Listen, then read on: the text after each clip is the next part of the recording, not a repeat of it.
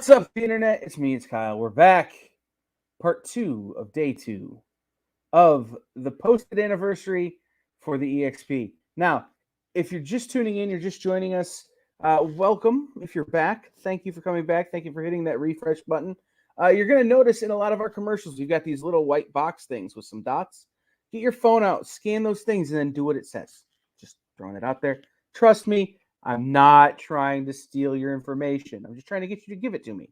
So I'm going to bring back in my cohort and compatriot for this weekend, Miss Jenna of the Two-Handed Wave. And I am going to bring our next guest has maybe the coolest streaming headphones of anybody we're going to have on, especially cooler than mine, which are super basic. His have cat ears to go with Critter, I assume. But, ladies and gentlemen, Tom Hutchison, person held responsible for Big Dog Inc. Yeah, that's what it says right there, right? That's yeah. I mean something. It's on the internet, so it has to be true. Sure. So, I'm just going to start here when I ask the super simple question. So, Tom, what's new? We haven't actually talked in a while. This might be the longest we've gone without like interacting about what's happening with Big Dog Inc. in a long time. So, what's new? I don't know. That's the hard question, I guess. I mean, what's new is really nothing, because we're always in the process of just doing what we always do, which is making comics, doing Kickstarters, fulfilling Kickstarters. We're fulfilling 2 Kickstarters in the next 2 months, while we're prepping for the next Kickstarter to launch in October, which will be the third and final portion of this arc of The Legend of Oz that'll be launching in October. So it's always sort of a constant cycle of create, Kickstarter, fund, fulfill, do again. And so work, fund. Correct. Yes. And we're in the work period right now as we get ready to launch. So that's basically Big Dog Inc. We actually did a con yesterday, went out to Wheaton, Illinois for Mighty Con. It was a little con that I used to do all the time when I lived in Illinois. There was an Oz convention that got canceled, and it happened to be that weekend. And then I just happened, like on last Wednesday, I just happened to see them post that they were doing it this weekend. So I was like, yo, somebody can come take a spot if you got a spot. And they were like, yeah, come on in. So we did a con yesterday. It was this little one-day show. So what's truly new is somehow I went there with a Big Dog Inc. booth, about 6 short boxes of comics to sell. We sold a bunch of comics. We did really well, but I also came back with 13 long boxes of comics that I bought from somebody else's booth. Because, you know, I do the Midnight Collector show on the Comic Book Shopping Network, and we have 3,000 new books to go through now. So there you go. Isn't that just always how it goes? Isn't that just always how it goes? That was not the plan. And thank God I emptied the van before I went down there and went down with like a kind of a skeleton booth, because otherwise I would have never been able to get it all in the van. But, you know, Tetris skills, us 90 kids, the Tetris skills are real. And, you know, and that should be taught in school, I think. Yes. Well, who would have known that all those hours of Who would have known that all those hours of playing Tetris were just practices for someday having to stack short and long boxes? 100%. 100%. Yeah. Or how to get your toys in the closet or whatever you need to do. It's a real thing. Right. Tetris should be a legitimate like 7th period class. Like just come play Tetris for 2 hours and then go home. What's funny about this wall is half of it is the 6 inches. And then we have the deluxe ones, and then I have the regular ones. But none of them look out of order. That's right. That's right. Oh my goodness. That's the interesting part of this that I want to talk to you about, Tom, is the Midnight Collector show and kind of the diversity of what Big Dog is involved in now. Sure. Doing a little more of the slinging in addition to the publishing. Sure. But you just had all summer. You ran and I'm completely blanking on the name only because I don't have my notes here. But the summer camp project. Oh yeah, Camp Rad Dog. Yeah, I can't remember. Yeah, Camp Rad Dog. Thank you. Right. I should remember that. It's 3-letter words. But so that was successful. That was a lot of fun to watch and to participate in. From a viewer standpoint on the outside. Yeah, there you go. Thank you. You gotta always be repping, man. You gotta always be repping. It's true. Always be repping. I'm choosing to rep Kevin from The Office. That's what. There you go. There you go. So that was interesting and that was fun to watch. How is that different? I know you worked with Totally Rad Comics on that. How is that different from just the normal process of going through your cycle on a book? Only a little bit, in that Jim and I, Jim Noble from Totally Rad Comics, we kind of vaguely talked about how to set this thing up. Like, we knew, okay, we're going to have one basic cover. We're going to have 5 variant covers. We're going to add on 5 variant covers when we do our Camp Olympics connecting puzzle things. But the rest of the campaigns really were kind of open to interpretation. However he wanted to do his, however I wanted to do mine. Like, he did a bunch of metal covers and stuff. I didn't do that. I just decided it wasn't going to do that on this campaign. So it was kind of screwed up, because the whole point was to create a balanced 2-camp campaign where either way you went, you got essentially the equivalent things, and then you had the competition to see who was better at the end. But we really didn't do that. We did that with the most basic core element of start with 6 covers, add 5, and then do whatever the hell you want the rest of the way. But because I had he's only been doing this a couple of years, I've been doing this for 11, so I had a lot more product from a trade paperback perspective. So I had a bunch of what we called summer reading, where people that didn't know who we were could catch up on things that we did, and understand who these characters that were now running around and diving in the lake. Like, who the hell are these people? Like, I don't understand who Dorothy is. Oh, she's from this Legend of Oz thing. Who's this cat girl character? Oh, that's from Critter. Okay, so I did that with the summer reading portion of it. And then Jim on his side, he just kind of did a regular Totally Rad. I can't say it was regular, because normally his campaigns have like 75 covers or something. So he kept it very, very light. But he just kind of kept adding covers here and there, just kind of doing whatever he wanted to do. And that was fine, because again, we didn't really lock it all in. We just kind of were like, do whatever we want. But we both, when we talked, we both kind of were like, if we kind of hit this number, we probably did okay. And we went way past that number. Both campaigns went way past the we did okay number. So we're both super happy with the results.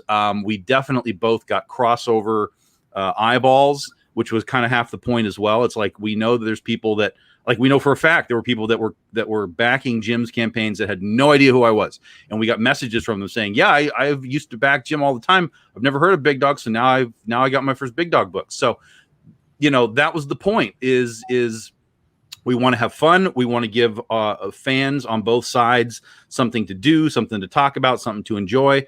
And then we want to try and cross over the audiences so that both campaigns can, well, not both campaigns, but both companies and brands can, get a little elevation.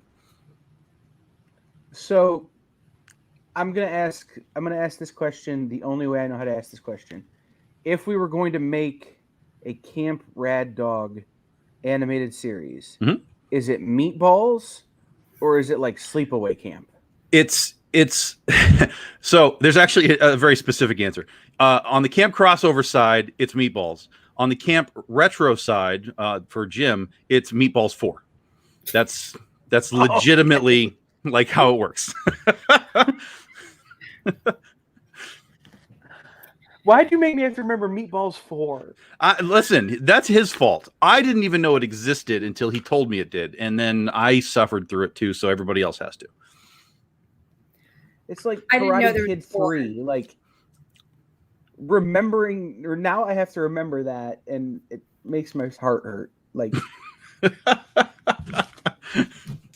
yeah. Yeah, Meatballs 4 starring Corey Feldman. And in fact, the covers, the two primary covers for the campaigns on my side, it was the poster for Meatballs, homaged with my characters and me in Bill Murray's place. And then for Jim, it was the Meatballs 4 movie poster with him in Corey Feldman's place. So we went full Meatballs on this whole thing.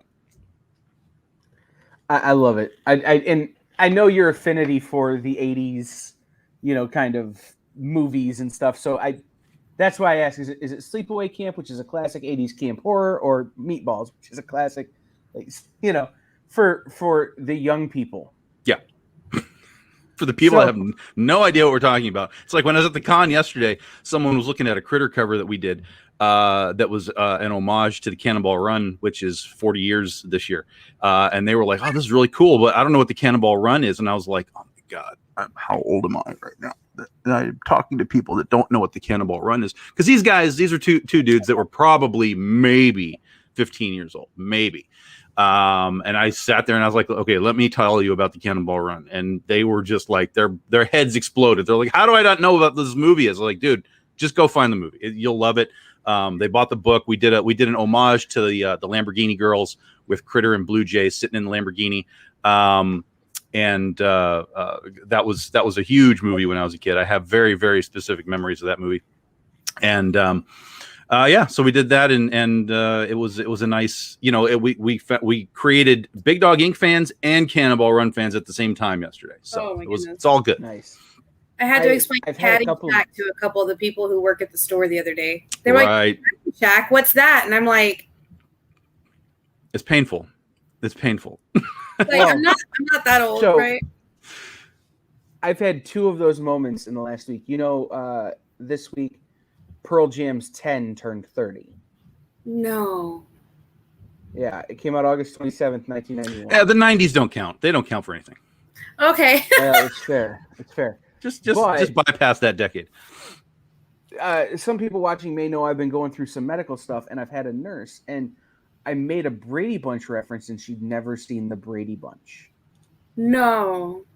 And I'm just like, you know what? I'm just going to go to the morgue. You can just find me there. Like, I'm done. So I get the question. I was heading there. Is what role is pop culture in your fandom playing a bigger role in what you're doing these days? Because I do see so many more of the homages and stuff, and that may just be that's what my eye is drawn to. So I wanted to ask. For Big Dog Inc., we dodge that stuff as much as possible. Now, there's a time and a place for it. Like when we did the camp thing, obviously we're going to talk about Meatballs. We're going to do things for it, so on and so on. When the Cannonball Run came around, it was like last year with Showgirls. Last year, Showgirls celebrated its 25th anniversary. No one did anything. It was just a completely like, oh, yeah, okay. So guess what? Big Dog Inc. stepped up to the plate, and we homaged Showgirls along with Penny for Your Soul.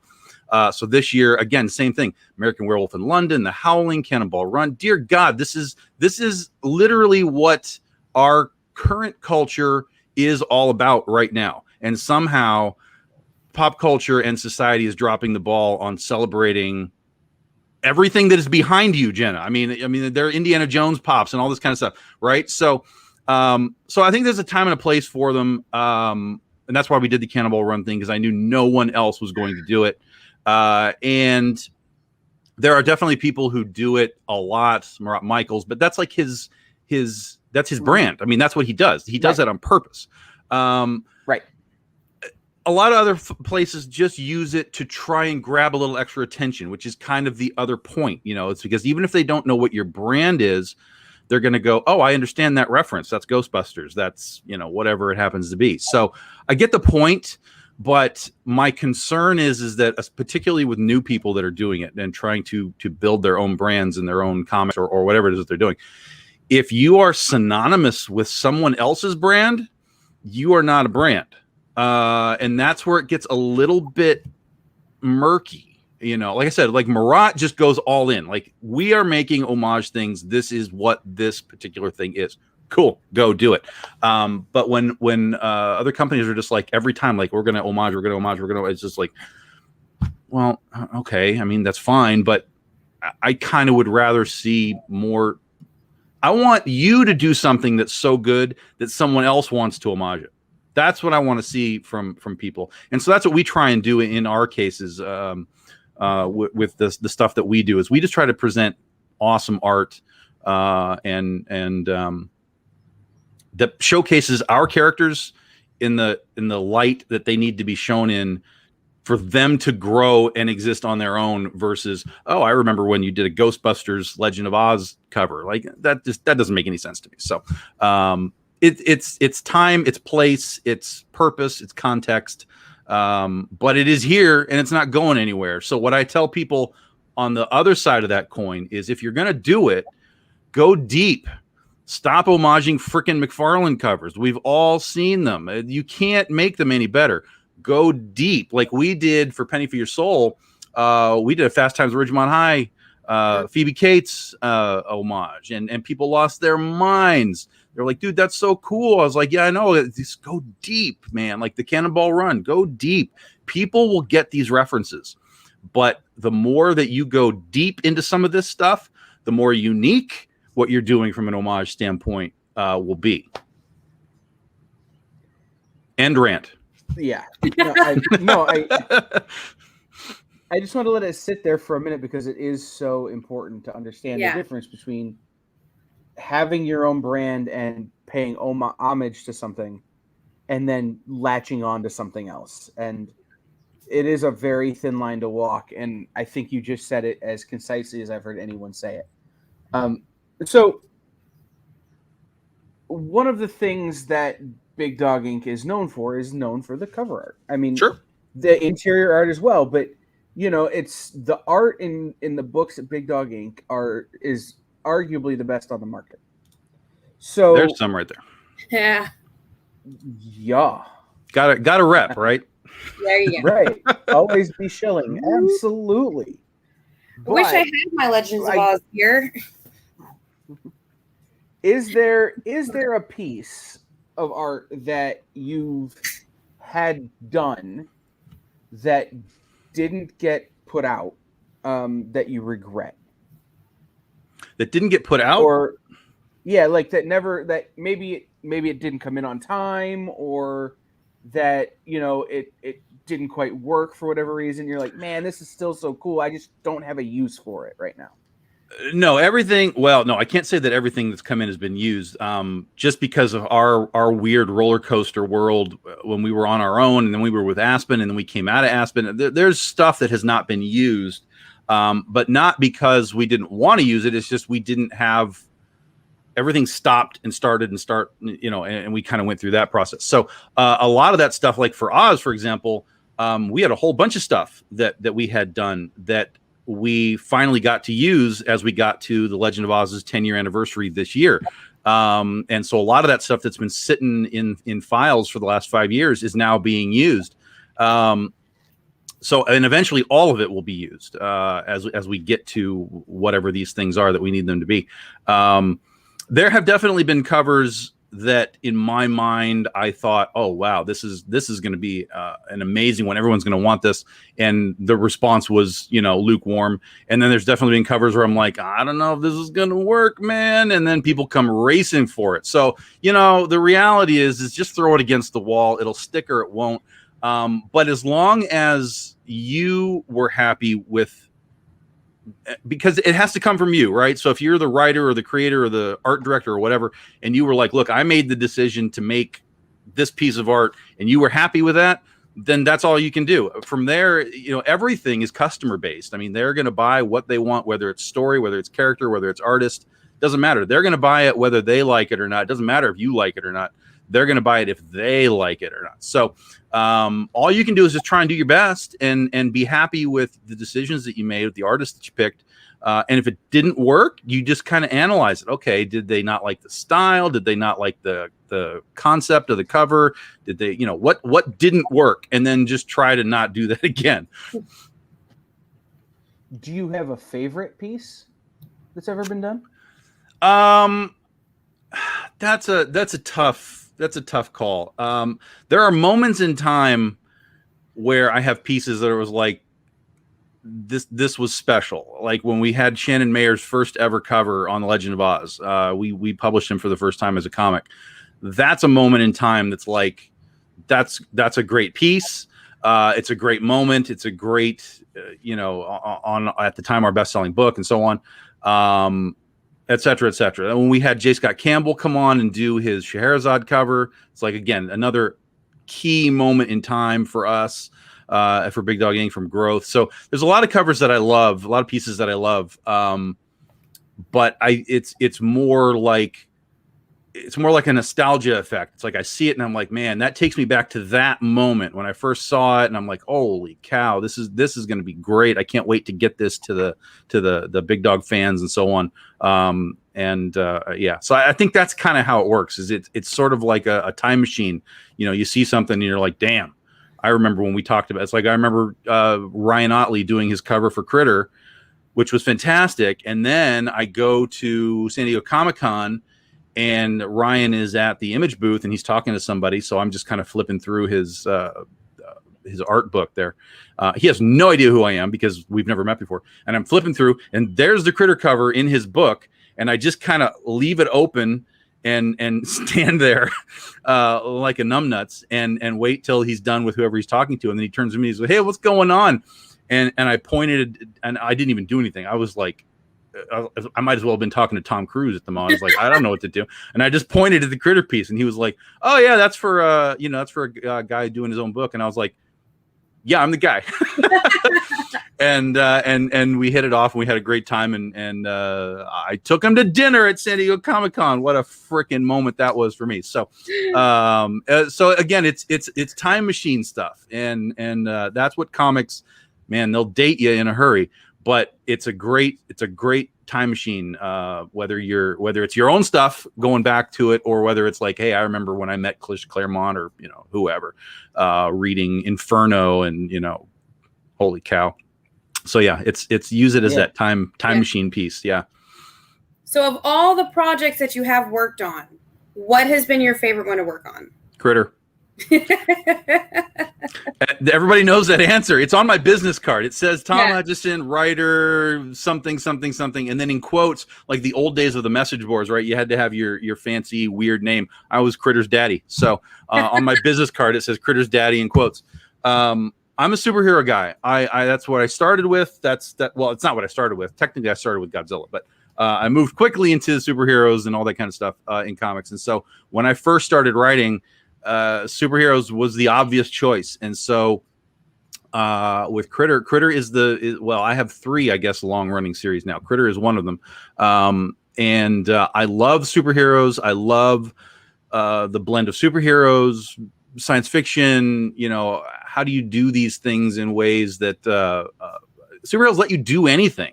I mean, obviously any story you can do anything. You can tell a horror story that's a time travel stories, anything. But superheroes are just this unique thing, this little blob that can be twisted and turned in so many ways. And I will always love writing Critter and writing superheroes. So yeah. Nice. Do you have a? And I know the answer to this, so I don't even know why I'm asking it, but I'm going to ask anyway. Do you have a Critter story in the chamber, as it were, ready to go for the next book? Oh yeah, 100%. I have the next. I knew the answer. Yeah, I have the next 4 issues basically plotted out, and then from beyond those next 4 issues, which would get us to issue 25 of the series, I then know what the next sort of 20 or 30 issues would be, within a general context. So, and that's the case with basically all my books, because all of my books are ongoing series. Now they do have sort of finales, right? So like I was talking yesterday about Legend of Oz, there is a sort of finale for what I'm currently doing. We will reach a point where that story is done. Now that doesn't mean that Oz is done. That doesn't mean that we can't follow the Scarecrow or follow the Tin Man or follow the Lion or follow General Ginger or whatever we want and do more stories.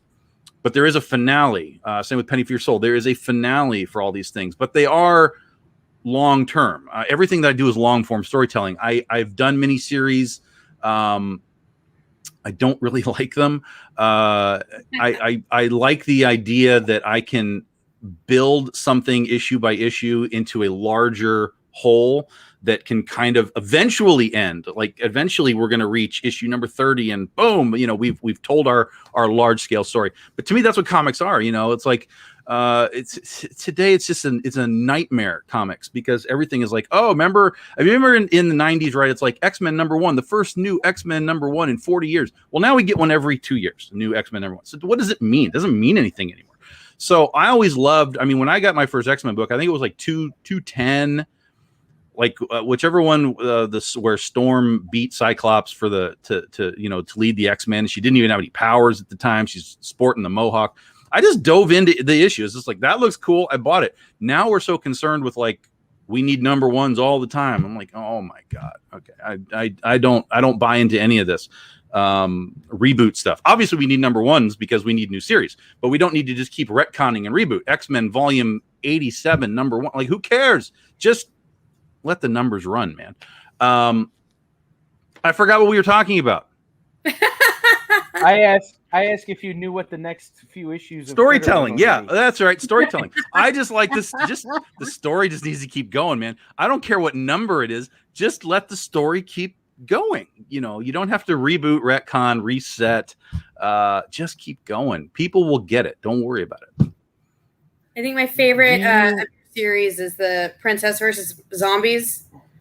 When am I getting more of that? Yeah, that one was such a bizarre outlier. Like, we did this tiny little 69-hour Kickstarter campaign for an 8-page preview book for Princess versus Zombies. Everybody lost their mind. I was like, oh my God, I guess I have to do this book now, because I hadn't really planned on doing it, because this would have been last year. So last year it was our 10-year anniversary. So we had Penny for Your Soul stuff and Critter stuff because it was their 10-year anniversary. So we wanted to kind of try and focus on that stuff.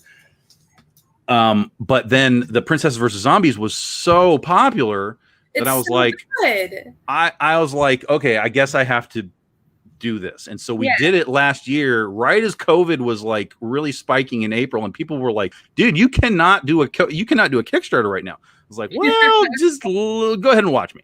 And so we did it, and it was our biggest Kickstarter ever.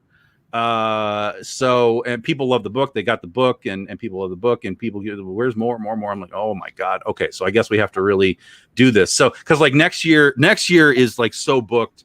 It's the 10-year anniversary for Ursa Minor. We have a toy company that wants to make a Critter toy. We have Camp Rad Dog that we want to do again with Jim. We already know what that is, because we planned that before the last one even ended. And it's just like, holy God, I don't even know if I can do it next year, but I want to get to it. But I'm a patient woman. I can wait. You are the minority. Everybody's like, dude, now give me a thing. You guys are doing so much, and everything that you've done, I've loved. So I can definitely tell. Like, I was like, okay, let them take their time on this, because if you don't bring back the blind chick with her dog eating zombies, I'll be sad. So I'll wait, but make sure you bring it back. Oh yeah, absolutely, yeah, and it. So you're a great person to ask, Jen. Did you understand the weird twist ending? Oh my gosh, I just blanked out. And I'm putting you on the spot, and I realize that. Because like I said, I read it when it first came out, and I read it, and I was like, oh, I need some more. Right. And then I haven't really got a chance to read. Like, I've read, we got the Legends of Oz set, where I got one of like all the comics, or one of each one. My favorite one was the green kind of like shiny one. Right. So I'll have to go back and reread it again to try and remember what it was. Right. So, I'll just tell you and see if it rings any bells, because I did something strange with it. I remember something. I remember it being, I was like, wait a minute. I think I had to read it twice, and now I'm trying to remember why I had to read it. Yeah, I did something weird with it, but it all works within the context of everything else that we've done. When you get to the end of Princesses, I shouldn't tell people this, but I guess, I don't know, if people don't understand it, then they might not get it. So at the end of Princesses versus Zombies, two of the princesses, one saves another one, and they kind of have this hug, and it's kind of like, okay, here's the end of the story. But then you turn the page, and there's a little bit more, and the little bit more is now you've instead of being like right on, trying to get like right on the action, you've now pulled out to this widescreen, right? And across the image, well, first of all, there's two heads. It's sort of like Mystery Science Theater 3000. There's like two heads sort of in the foreground. Yeah. And in the background, you see that same image from the previous page, but across it says directed by somebody. So basically, Princesses versus Zombies is a TV show that exists within the Big Dog Inc. universe. Okay. Right? Yeah. And if you look at that screen again and through that whole scene, it's like a 3-page little scene. Okay. You'll see like it's somebody watching TV, and you'll see a little thing at the bottom right that says something like suggested, other people watch, something like that. And it has Lights, Camera, Jungle, or Throne of Bone, which is the other TV show that exists within the Big Dog Inc. universe. Oh, okay. So yeah, right. So we actually have created the Big Dog Inc. universe, and then entities TV shows within. Right. Because Lights, Camera, Jungle, which is our Jungle Girl slice of life / comedy drama. Those characters exist in the Penny for Your Soul and Critter universe.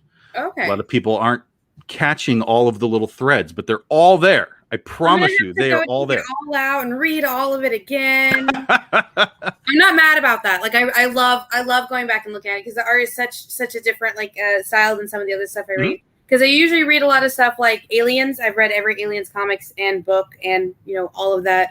And then I also have been reading like Stray Dogs. And I'm like, you know what? Sometimes I need every type of art style. I love it. Yeah. It was really fun to do. It was strange to do.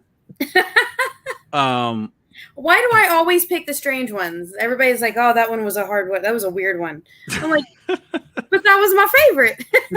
It's fine. I mean, the fact that Critter and Penny for Your Soul are the only two connected universes is already makes no sense. But they do. They exist in the same universe. There was a story where Critter went to Vegas and interacted with the folks from the hotel. They're in the hotel in Vegas. There is a restaurant called Adam's Ribs, run by Adam, like the Adam.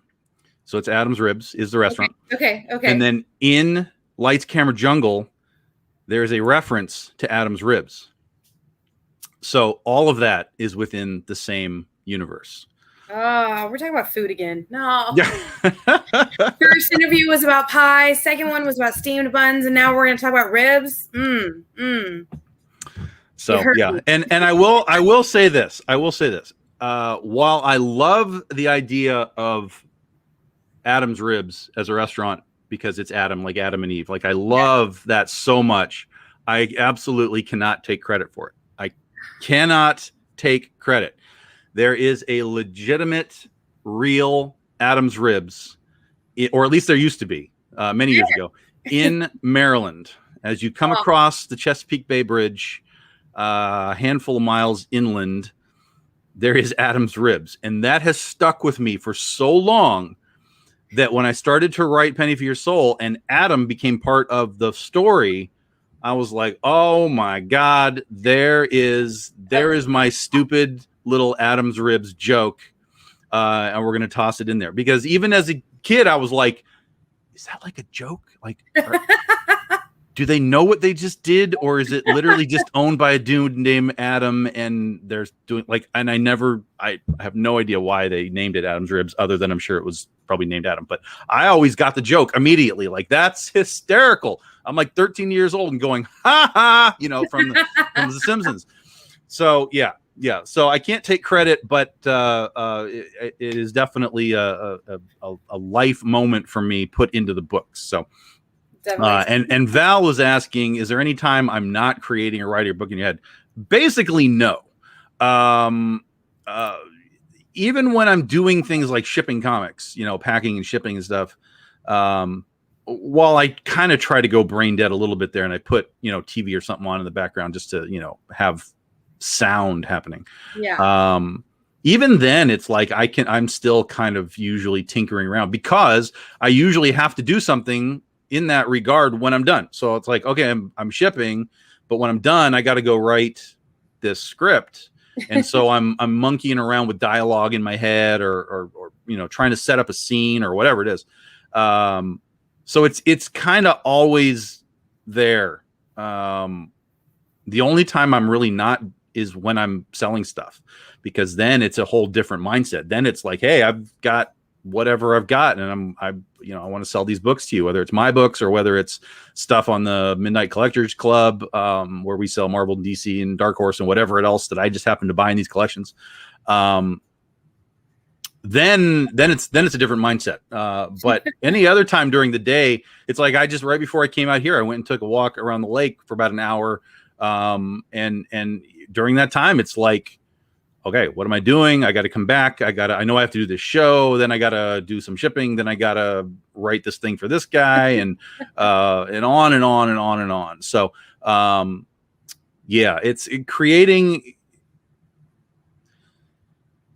It should be a constant thing, but that's also sort of a privilege for it to be a constant thing, because not everybody has the ability to, just kind of focus on that. A lot of people have their 9-to-5 jobs and they have to go and do their job, and then they come home and they have to, focus in on doing it. So it's definitely a privilege to be able to do what I do, because it's really all that I do is comics one way or another, whether I'm creating them, selling them, shipping them, doing shows like this about them. It's a privilege to do it. So, and we've kind of gotten our shit together here over the last year or so. Because it's building the infrastructure for Kickstarters and stuff is just mind-bogglingly difficult. And we've been late on a number of projects. We've always fulfilled every single time. We've never missed a fulfillment, but we have been a couple of months behind from time to time. So sometimes longer. One time I had a printer completely drop out on me. So I had to go find a new printer, which took us months. So I was like, good Lord. But things like that happen. You just you just have to keep going. I mean, if bad things happen and you just bury your head in the sand and you don't learn from it and you don't figure out how to fix it, then you can't move on. And so for us, we just kind of keep moving. We just kind of keep going. We try and correct whatever we can correct and try and be as on time as we can. So you definitely do take a lot of things and like twist them in very beautiful ways, and I love it. But where do you find your inspiration? Does it just like pop in your head, or is there like something around you that like it'd be like, oh, I want to do it like that?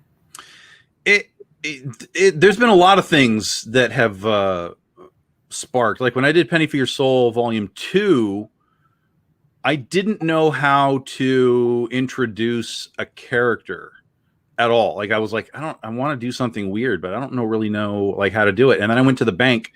And I came out of the bank and some girl went zipping by on a little moped thing. And I was like, oh, I'm doing that. That's how we're going to do this. And so we did it. So now obviously that was just like inspiration for kind of like a moment. But as far as like books go, it's terminology, words, phrases. Like that's how The Legend of Oz came by is I was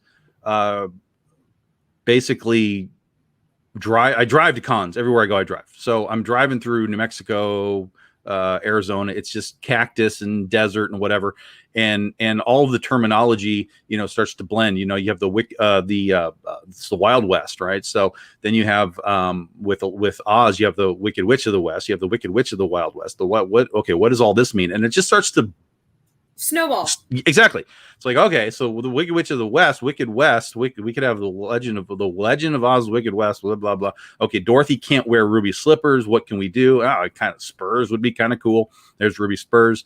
Toto could probably still be a dog. That would be pretty easy. But we know if it's a Western, she's going to have to ride a horse. Toto became the horse, and just go and go and go and go. So sometimes it's just little tiny triggers. Adam's ribs, right? And then sometimes it's sit down and like, okay, I want to make a thing. How do I make it?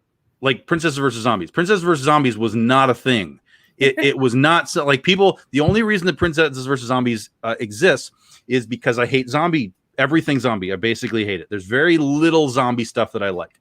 Aw. Yeah, and that's why there's tons of Walking Dead sucks jokes in Princess versus Zombies. I thought it was just me. I was like, okay. I mean, yeah, I don't like those types of zombies, but when you have like World War Z types of zombies yeah. or 28 Days Later types of zombies, I'm just like, ooh, I like that. Yeah, Those yeah. are the type of zombies I like. The ones that could actually probably take us all out. Those Right. are the zombies I want. The slow shuffling ones, meh.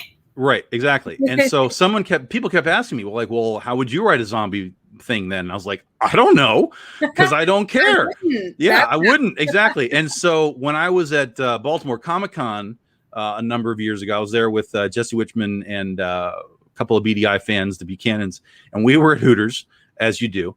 And totally shrimp. Somehow we got onto the talk of, okay, so how would you write a zombie book then? And I said I would probably only write a zombie book if it was something just completely outlandish and bizarre and left field, like princesses versus zombies. Yeah. Like that's literally how it happened. And just like Adam's Ribs, that just stuck with me. And so about a year or two or something later, I went back to Jesse and I was like, Jesse, do you remember this thing, this princesses versus zombies thing? And he was like, yeah. I was like, do you want to like do this? Do you want to like help me design these characters? And he was like, yeah. So over the course of about a year or so, we debuted the princesses as art prints at Comic-Cons. That was their first appearance, was these art prints. And so we kind of built this following for a book that didn't exist. Because people saw the characters and they were like, yo, what is this? Yeah. Where's the book? I'm like, there's no book. There's this art print. And then we put out the next one. Yo, where is this book? There is no book. Yeah. We took it to horror shows. We had no book. We had the art prints. They were like, yo, where is this book? And I was like, okay, that's where I knew. That was it. I was like, okay, now I have to do this book, because if the horror people are freaking out on it, I have to do this book. And that's where I had to start to figure out, like, what the hell is this thing going to be? And so on and so on. And it went through a lot of incarnations too, to become what it is. But what it is, I'm very pleased with, and the fans are all pleased with it. And that's really ultimately what matters. All right, cool. So Kyle's back, but he's muted. Yes. So I have to ask the most important question of the day. Okay. Yeah. If you could only eat one pie for the rest of your life, what would it be? Chocolate. Just plain chocolate, not like chocolate pecan or silk chocolate, or. Well, I mean, I think all chocolate pie is silk chocolate. I think that's kind of what it is, isn't it? I have a big confession. I don't like chocolate. So you need to just turn her off, Kyle. Just shut that down. We can't have this kind of anti-chocolate sentiment running around here. But yeah, chocolate silk pie is basically, I think that's what it is. There may be other versions of it, but no, I don't like, pecans or walnuts or any of that kind of stuff. So I don't like, and I don't do fruit either. Like fruit is a no, get it out of here. So yeah, it's just give me a chocolate pie with some, some whipped cream around the edges, and we're good to go. Yeah. The answer to that question for me is pizza. Pizza pie. Fair. It's fair. It's fair. Yeah. To be fair. No. So I wanted to ask you, because we're running low on time. Who's your Super Bowl picks this year? Oh Lord, I haven't even figured it out. It's hard to pick against the Buccaneers simply because the whole freaking team is back, which is such a rarity. Now they're all older, of course, but when we find out that Brady was playing on a bum knee, and he's healthy, it's like that's really hard. Now, obviously, any given Sunday is what they say, right? Any given Sunday, a ball can get tipped, it can be picked off, anything can happen. But it's really hard to not say, look, they are the odds-on favorite to be there. As for the other side, like Kansas City, I don't buy them now. as I did last year. I think a lot of things have changed player personnel wise. I think Buffalo is surging. And my bet would be that they would come out on top of a matchup. The Buffalo over Kansas City would probably be what would happen this year. So I would probably lean in that direction. I think your Chargers have a real shot. No, I also think we don't. I'll tell you right now, we do. don't.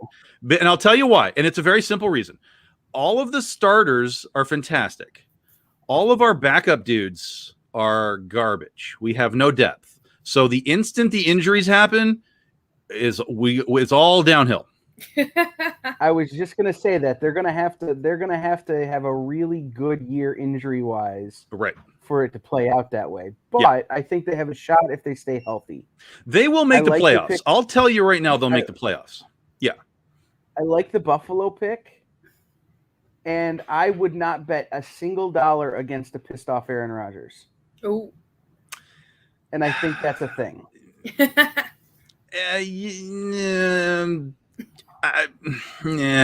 I mean, listen, their division is so weak. Their division is so weak. They're going to win their division. So they're already a playoff team. There's not a lot they have to do to make the playoffs. Once you're in there, I don't know. You have Brady is so monumentally good at finding a way to win, even if it's with a kicker. You know, that's the old thing. Like Joe Montana, I never had to have a kicker win my games. I threw touchdowns, man. But the reality is he's got the rings. So you know, he's got, and he has the exact same team. Yeah, I like I said, I wouldn't bet against him. I equate this year for Aaron Rodgers like watching Alex Smith at the end play for his career. You know, he's playing to survive. Sure. So yeah. You know, I think it's kind of the same. But I really like your Buffalo pick a lot. Yep. I think they've got everything kind of locked in place. I mean, obviously Kansas City is not a schlub team, but I don't buy them. I don't buy them as the powerhouse that they were looking to become. That's all I see there. And I think the Chargers are better. I think the Raiders are better. I think the Broncos with Teddy Bridgewater and a quarterback will be better because they still have a great defense. So I think the AFC West is going to be brutal. I think it's going to be absolutely brutal, and that should make it fun. So yeah. I'm sorry, I watched the wrestling, not the football. I watched the soccer, which is actually the football, but you know. Tom and I think this is the thing we bonded on most, is we both have a love for football, particularly fantasy football, that's maybe a little unhealthy. I can get behind all the cheerleaders though. We have a 20-team league again for Big Dog Inc. We filled out the entire 20 teams, and it is just madness. And I already have a freaking guy that's out for 3 weeks, and we haven't even started the season yet. So thanks, T.Y. Hilton. I didn't sign up this year just because I wasn't sure my heart could handle Tom's scoring system for another year. I am actually taking an entire season and only playing on FanDuel. Wow. Like, I'm not in any of my normal leagues. I'm going to take an entire season and do weekly draft and see what happens. Yeah, I do FanDuel stuff. I do okay with FanDuel. Not spectacular, but I do okay. I just think the challenge is interesting of every week looking at every matchup and seeing who's lined up where.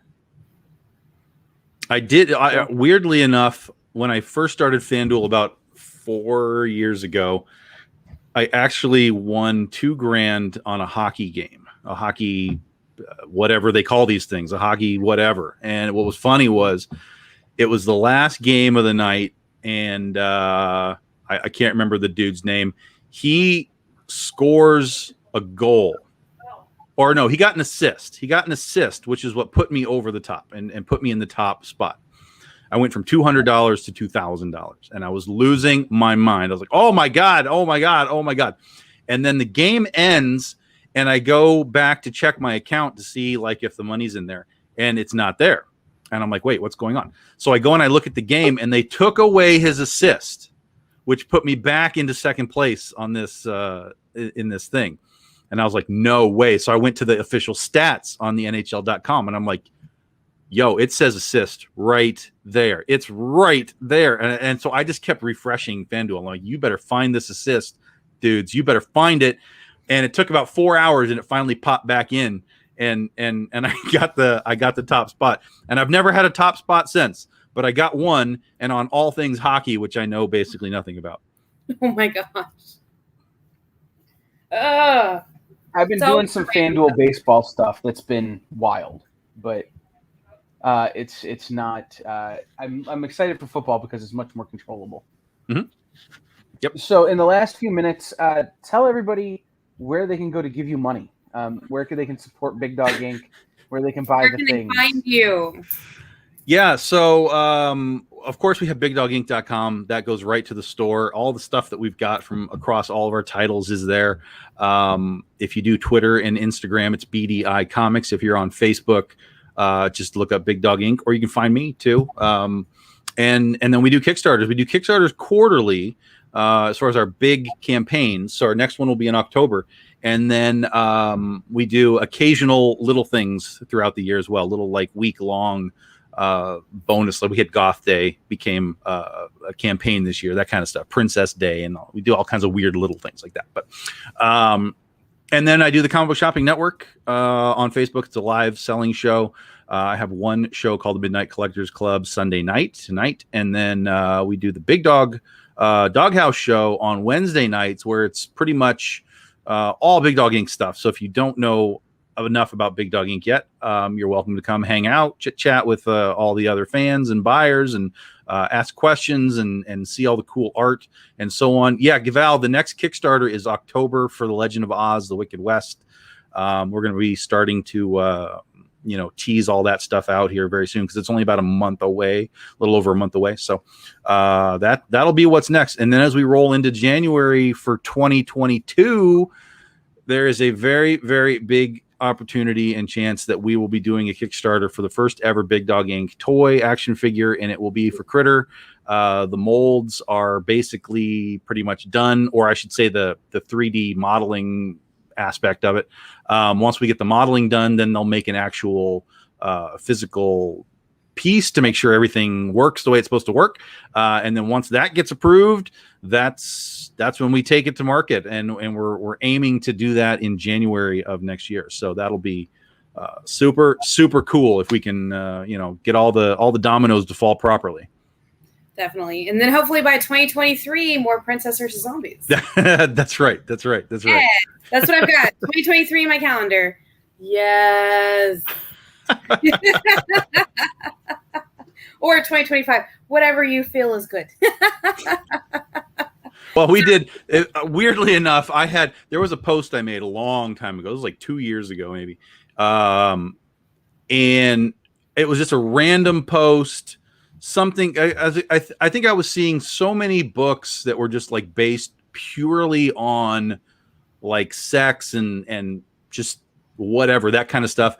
And so I made a post like, I haven't really done this type of genre before. I mean, we've done like sexy covers and stuff, but as far as like making a story that's about this kind of thing, we're never going to do it. So I'm announcing now that in 2025, I'm going to be doing a book called Lingerie Wars. And everybody took it seriously. It was kind of like the Princesses versus Zombies thing, right? It was just like, oh, Tom said something. It's on the internet. It's a thing. It has to be real. And so for like, I don't know, like 6 months after that, every time I was on a talk show, they were like, so tell me about Lingerie Wars. I'm like, yo, this is not real. And Coming soon. but now coming soon. Yeah, now apparently coming soon. 2025. I still got like 4 years to figure out even what it is, because I don't even know. You can definitely do it. It's just going to be Victoria's Secret models just shooting people with grenades or something. I don't know. I love it. So there's that. That's be careful what you tell people, because then they want it. Definitely. I mean, next time you want to do it, just do like an April Fool's Day. Do ... April Fool's Right. Day. Make all that's correct. That's like the easy out. Like make all your official announcements on April Fool's Day.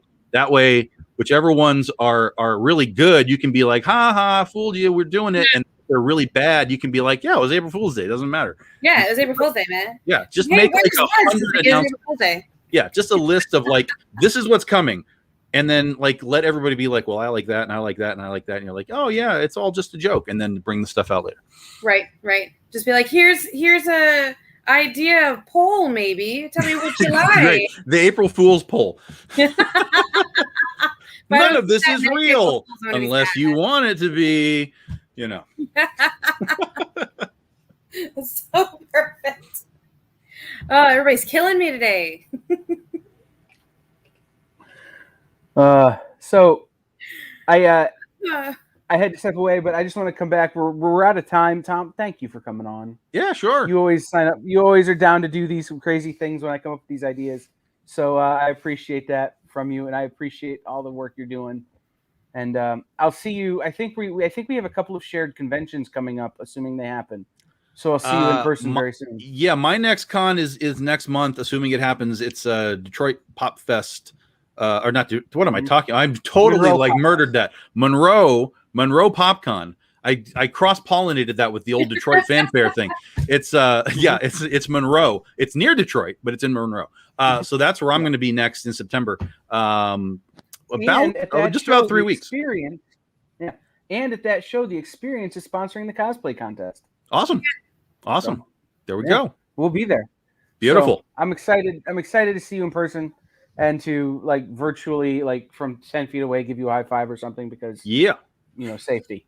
So sounds good. We'll see you very soon. Thank you. Thanks, guys. Everybody stay tuned. We'll be back in just about a minute with Joshua Starnes from Red 5 Comics. We'll be right back.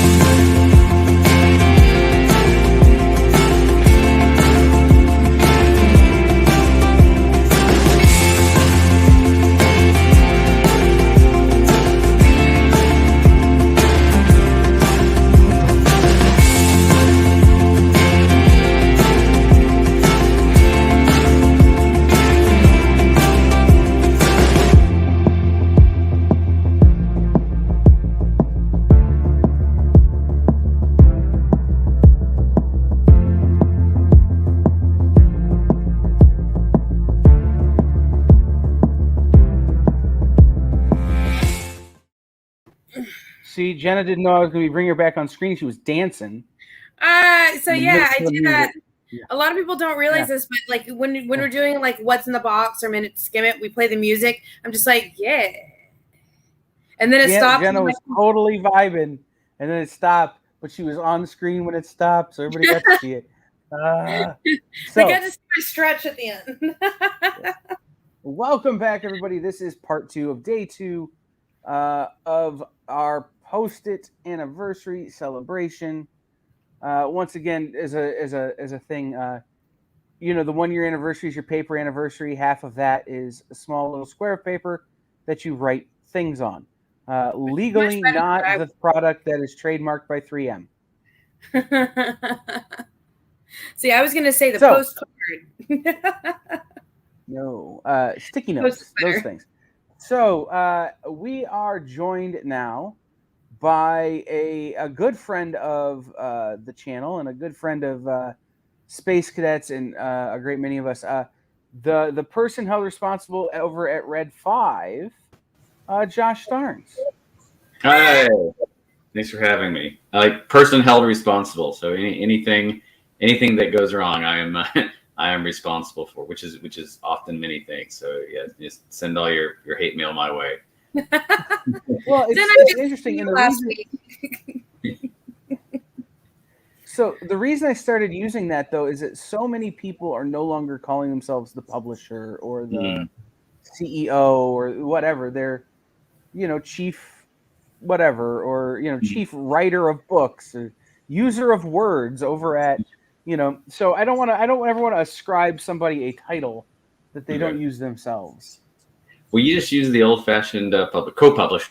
There are in fact two of us. I have a business partner, Scott Chitwood, who is the other co-publisher. But we use just the old-fashioned publisher lingo.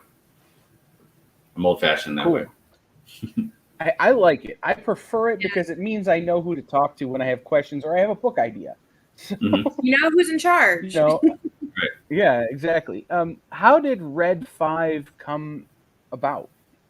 It just sort of. I think probably the way a lot of especially indie publishers do, where a lot of people with the same idea just managed to gather in the same space and it sort of coalesced. I had been. This is kind of about in the middle of the 2000s, and so it was originally formed by Scott and by an old friend of his named Paul Enns, who is still with the company, who was up to that time was the webmaster for Lucasfilm through the early 2000s, and they had known each other for a long time. And when he left Lucasfilm, I think they had been talking at that point about creating a comic book company, and I had some similar conversations with Scott at the same time. I'd actually been working on a book that for a little bit at that time that I was intending then to self-publish back when that was a slightly different beast than it is today. And this is also all sort of pre-Kickstarter and pre-crowdfunding as well. It's probably about 2004, 2005, and I was working as a film critic for a website called comingsoon.net, which is how I met Scott.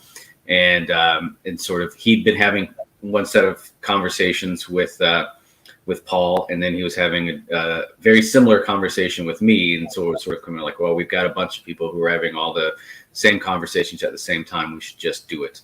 And I didn't realize quite how serious about it that they were until about a few months before the first book came out, a book called Neozoic in 2007. And they were like, all right, we're going to do it. We've gone off we've set up with this printer in China, and we're going to print 5,000 copies of Neozoic #1, and the boxes, the pallets should be here in about 2 months. I'm like, oh, okay, well, I don't have anything ready yet, but okay, things are going.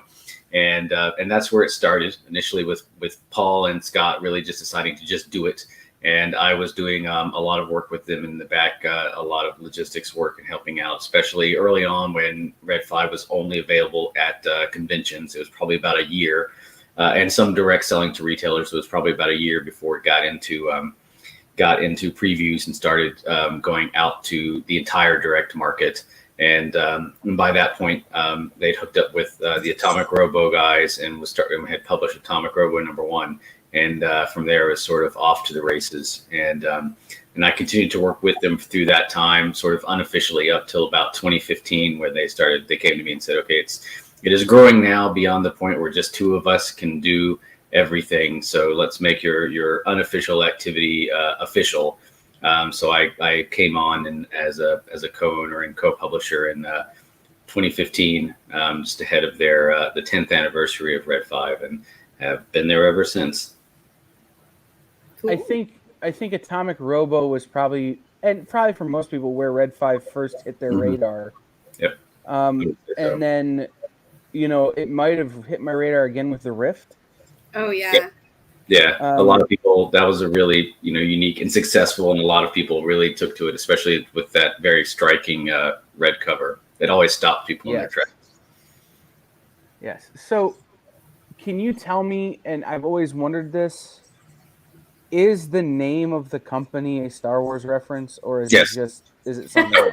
Okay. I mean, yeah, that's how I- Paul and Scott know each other. You know, Scott started the Force.net when he was in college back in the mid to late 90s. So he was like been at and always has been at like the forefront of the Star Wars fan movement, and obviously Paul was too. And then Paul, you know, worked at Lucasfilm through a lot of the creation of the prequels, and has been kind of deep into Star Wars stuff. So, and that's sort of how they know each other, is from deep Star Wars love. So yes, it is a Nice. direct Star Wars reference. And a lot of people who All right. did like, the logo design and a lot of like the early art design stuff were guys that basically Paul knew, who worked with from Lucasfilm. Were doing like a lot of contract work and had done like a lot of that stuff for a lot of Lucasfilm stuff.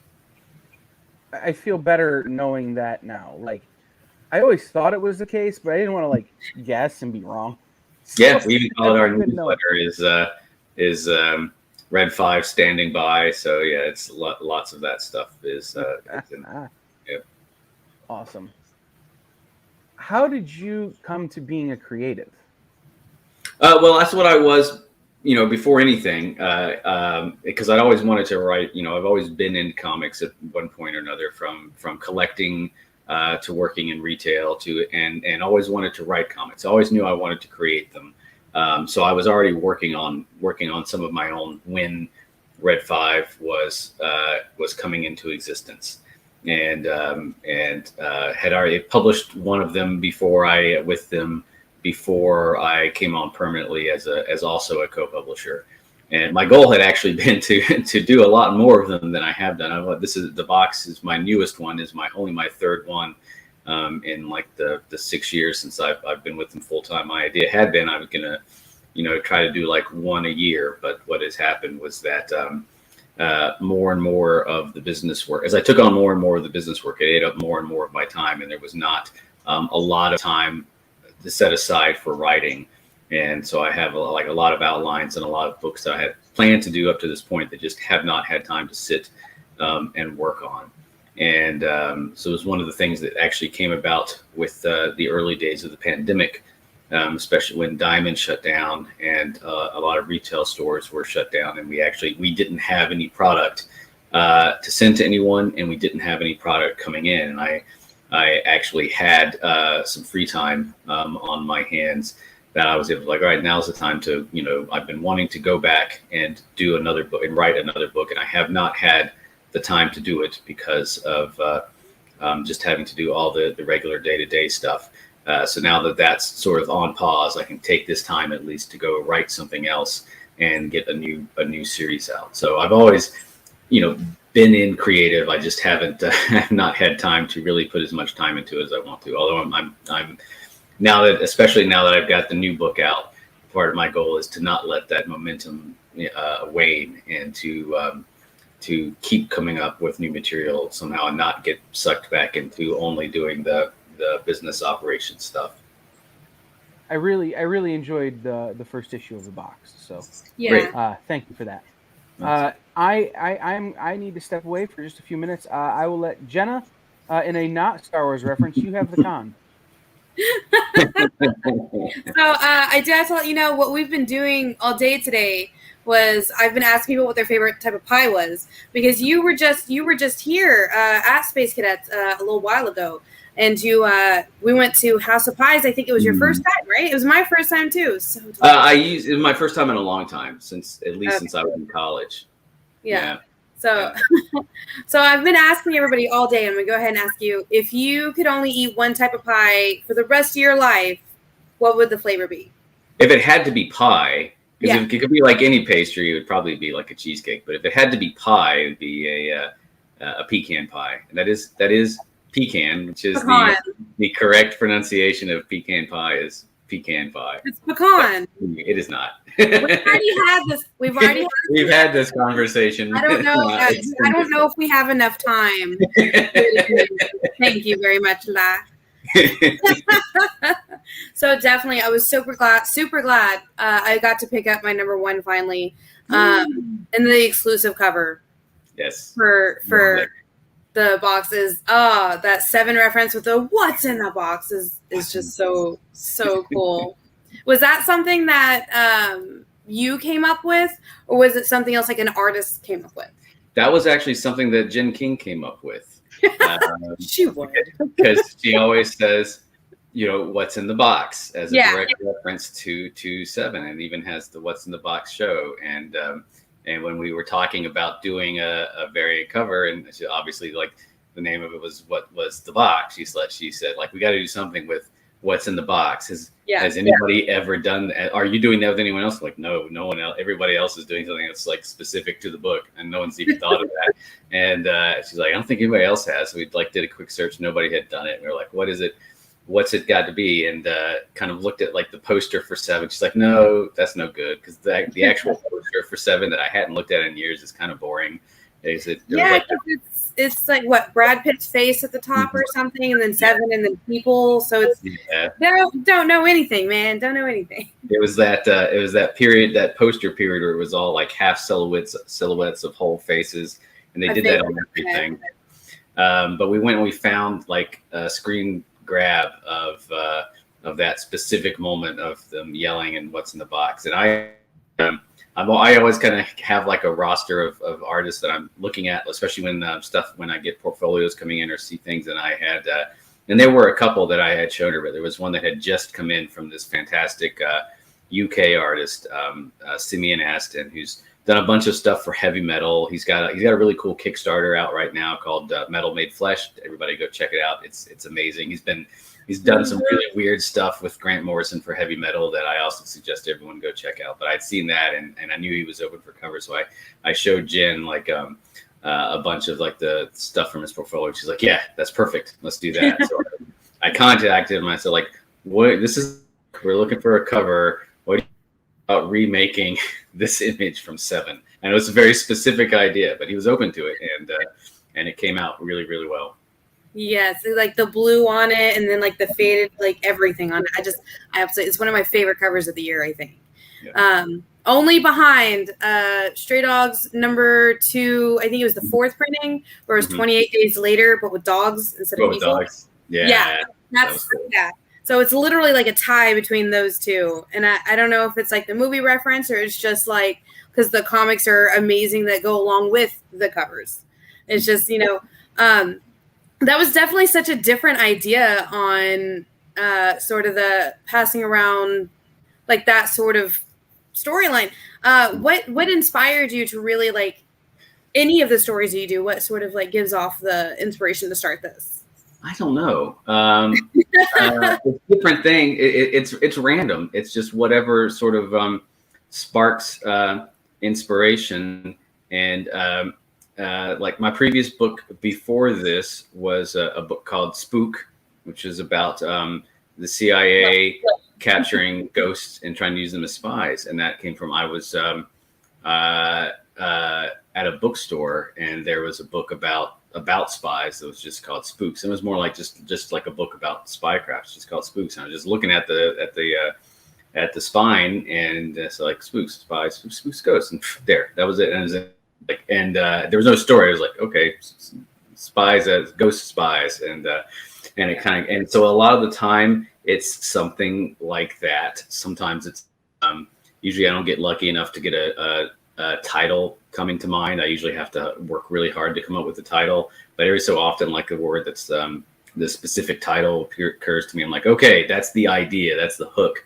And like my current one that I'm working on right now, that I'll be announcing hopefully early next year, is very much like that. Like the word came, and then sort of the hook came with it, and then you have to kind of fight to come up with what the story was.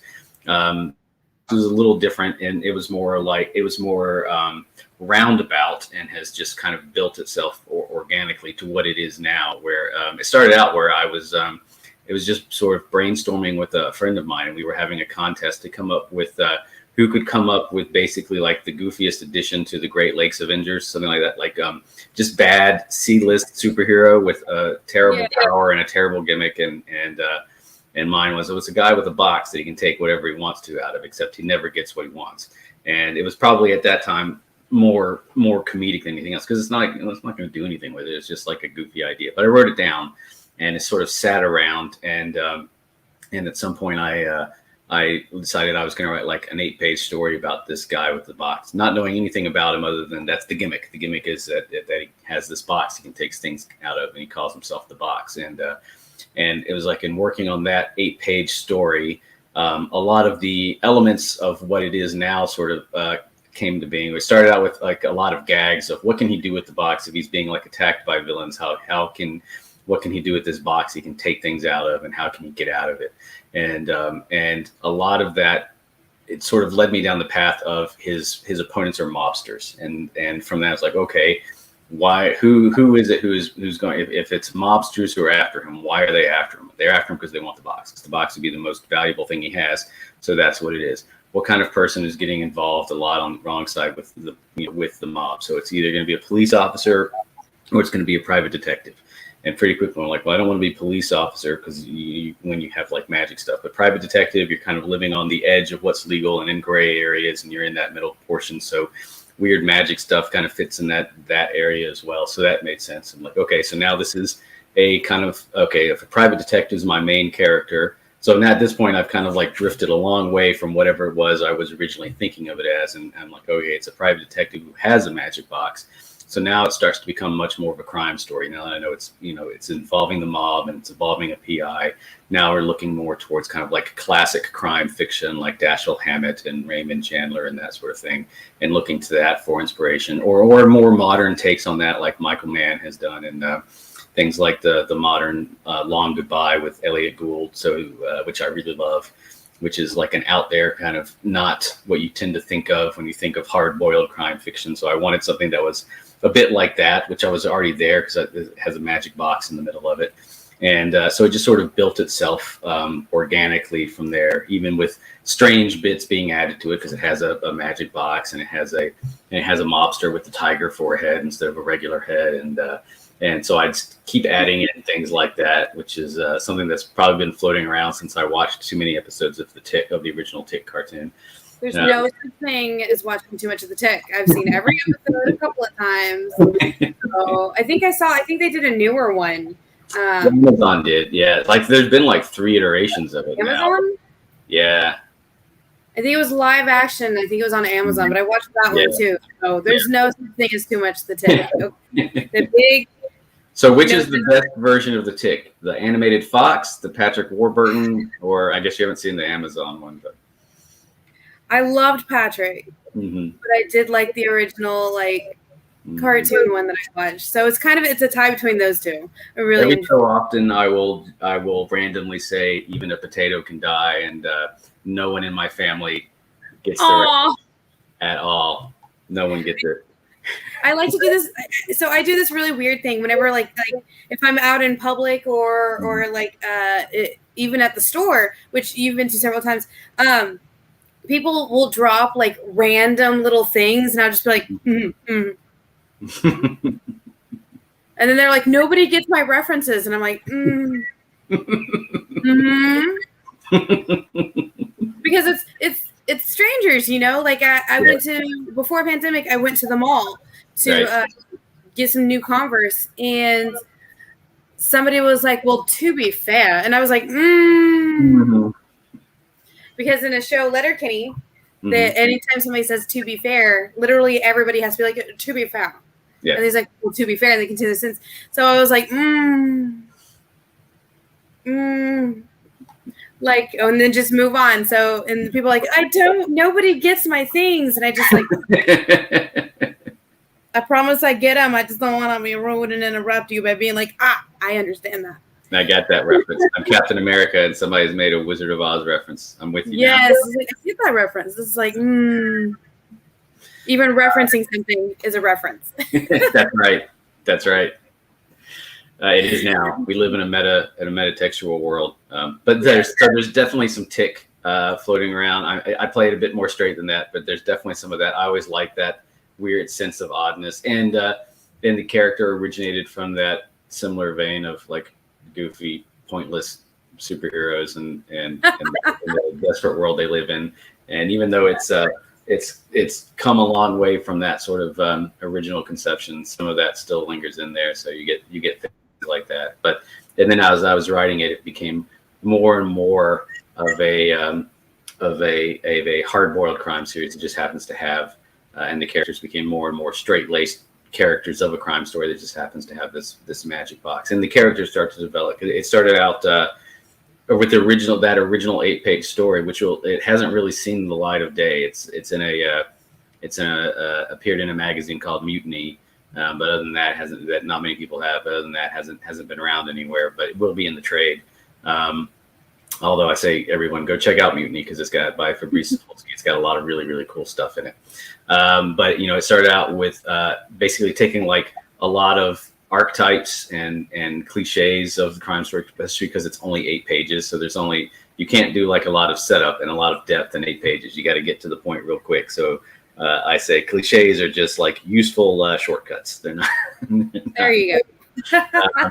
So it had a lot of things like that. It had the evil mob boss and had the femme fatale and betrayal and things like that. And then once you get into the story itself, you're like, all right, so now I can actually take all those pieces and start to expand them and find out who they were and all that stuff. So you go from, just the femme fatale who's leading the good guy into a trap now becomes, all right, but they, what happens after they do that, and she's in jail, but they keep talking to each other, and now they've developed a relationship, and now she's become a full-fledged character in her own right. And what happens to her when she gets dragged into all this stuff, and she has the box and has to carry it around and get out of situations, and what does she think about all this, and and how does this affect how they relate to each other, and so warning to anyone reading it, there is a lot of like character drama in there as well. So I hope that's your thing, because that's always seems to end up a lot of that in anything I write, even with all the magical shenanigans and whatnot. Yes, because I think I literally have a whole shelf of Red 5 books here. Awesome. The last time you came in, you brought in a couple that I hadn't seen before, and I was like, oh, that's not fair. So I had to scoop up, I think it was like 3 of them that I didn't have. Yeah, I think you had like Neozoic and maybe 1 or 2 of the other ones. So yeah, so there was like some, I think it was like maybe some early ones or ones that we hadn't had in the store before, and I was like, that's not fair. I'm working right now. I can't. That's not fair. So I had to buy them like later. I like set them aside. I'm like, I'm buying these. These are mine now. Mine. So I do. I think I have everything that you ever brought to Miss Jen's store. I own. Because it's either me or my brother buy it, because we've loved everything that we've gotten from there. I can't think of a single one where I wasn't just like so lost in it, because I'm one of those people. I will pick up number 1 and then wait for the trade, right? And so except for the box, I can't do that. I need the next one now. Put it in my hand. It's at the printer, so all right, a few more weeks. Yes, definitely. So do you have any like next, like what's planned next, or have you? For me, or for sort of Red 5 in general? Both. Well, for Red 5, for me, I have something that I'm actively writing now. It's just not ready to. It's going to be more character drama, but with a distinct sci-fi concept and background to it. But hopefully, it'll be able to be announced at the beginning of next year. I'm still working on it. For Red 5, we got a bunch of great stuff coming out. So very much next, also starting in September, will be Verge. Verge number 1 comes out. So in Verge, a scientist, it's set entirely in New York in the not too distant future. A scientist has developed time travel, has developed the means for time travel. And what he has been doing with it is to actually go into the past and collect refugees from natural disasters and bring them to the present. So basically rescuing like people from Pompeii, from Vesuvius before it erupted. So that doesn't create a paradox. Okay. Yeah. Rescuing people who would have died and bring them up, rescuing up survivors of the Mongol invasions and things like that. So, and he brought them into New York, and then he mysteriously died, and his time travel machine was lost. Nobody knows where it went. So what you now have within New York is you have this giant subsection of people from different times and all these different cultures. So you have cavemen and Vikings and samurai and Roman citizens and from everywhere, and they've all been thrown together. And so now you have the new portion of the New York Police Department that has to keep the peace, keep them in line, keep them from killing themselves, killing each other, hurting anybody, and just try to keep things moving along until maybe at some point one day they can be sent back in time. Although most people don't think that will happen. Yeah, I don't think they could be. I mean, that would create a bigger paradox, wouldn't it? Mm-hmm. Yep. Mm-hmm.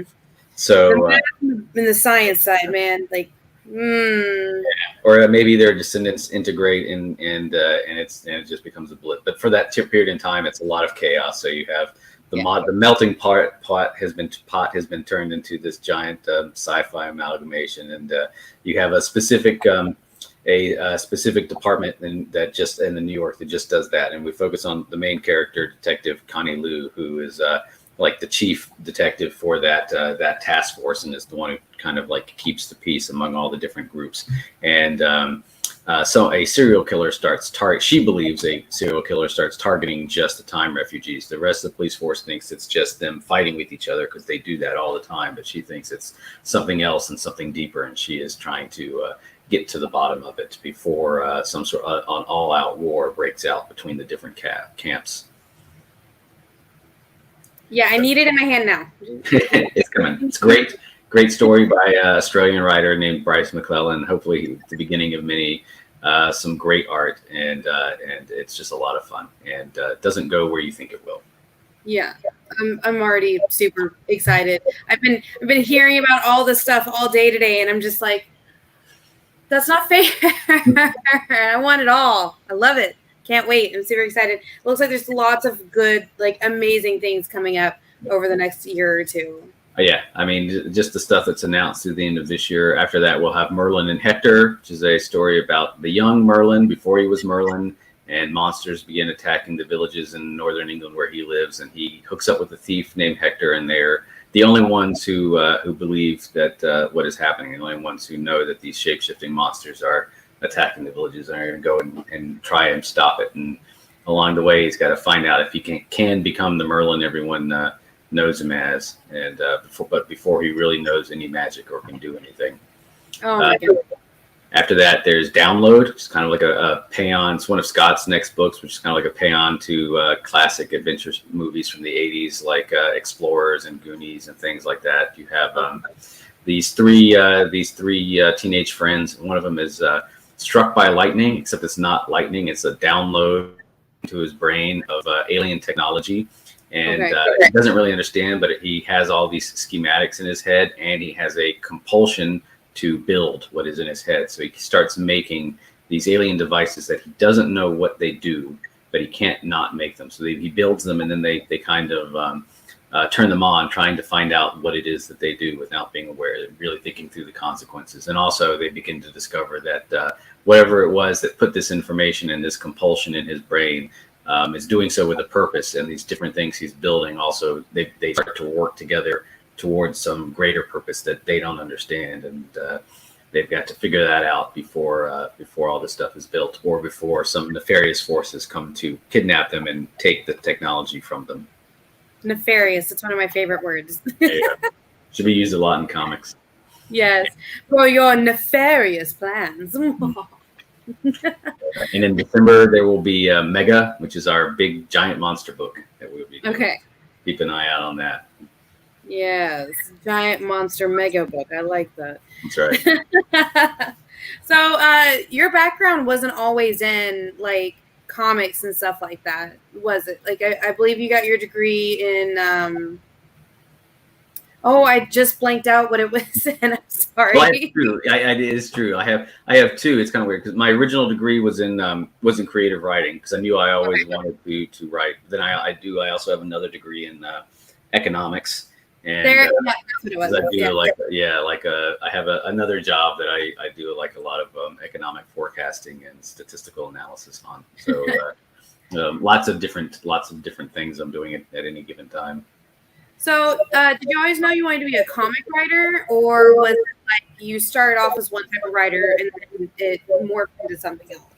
I always knew I wanted to be comic. I didn't want to be just a comic writer because I've always wanted to do like prose and film or TV or plays or anything. So, but comics was just one of them. It was one, and it was a medium I knew I always wanted to work because I've made short films and I have lots of outlines for longer prose works that I need to make myself have the time to actually work on so they can turn it into some sort of finished piece that I can try to do something with.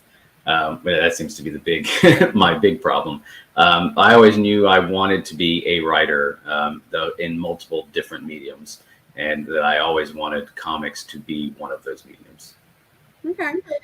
Does your other degree in economics ever like leak into any of your comics or any of your other writing? Into the next one. It will definitely leak some into the next one. I'm leaning on some stuff there. Or for stuff in the back office where I'm trying to do some sales forecasting and the like. But there's definitely a lot of stuff from some of my other work that I have done that is going to show up in the next book. That's so dope. Does any like so with your writing and your comic writing, and then your economics, like, is it? Do they really do they bleed into each other instead of just economics into some of the writing, or does like some of the writing kind of like bleed into that, like all around? All around, you use all these. They're not that different. I know everybody talks about sort of like left brain, right brain. I don't know. And my experience is like, as I need, something, maybe creativity helps you think of some ideas, even in like static business fields that you wouldn't have had the other way around. And some of the things, especially from structured stuff like my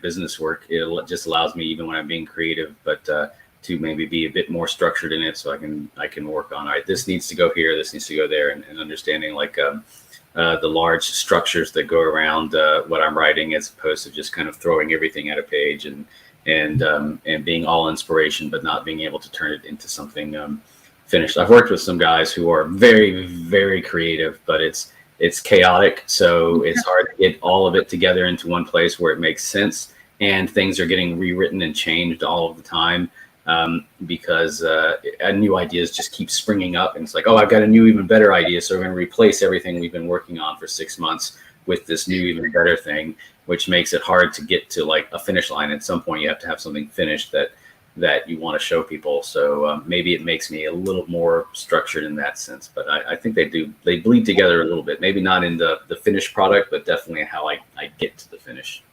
Okay. I could definitely see that, where you can have the creativity of being able to like do like this art and this like writing stuff, but you got to have that structure. You got to have a way to be able to keep yourself online for your deadline. Mm-hmm. And I didn't have that, but I definitely saw a bunch of kids when I went to St. Houston. A lot of people were on the art side of it. I was in the math and science side of it. And they'd be like, oh, yes, I have this painting that's due this day. And I'm like, okay, so you should get it started, right? Mm-hmm. No, I just do it the night before. I just, whenever it occurs to me. My husband's the same way. He's like, oh, I can do it tomorrow. Like, it only takes me 2 hours. And I'm like, if you do it now, yep, then you don't have to worry about it. Yep.